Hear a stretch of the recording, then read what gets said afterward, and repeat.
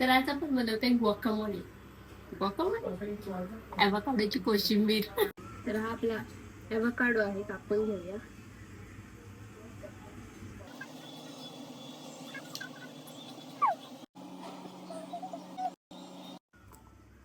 तर इथे आपण मिरची कापून घेतली, त्यानंतर एक कांदा घेतलाय, लिंबू घेतलाय, टोमॅटो अर्धा आणि थोडीशी कोथिंबीर.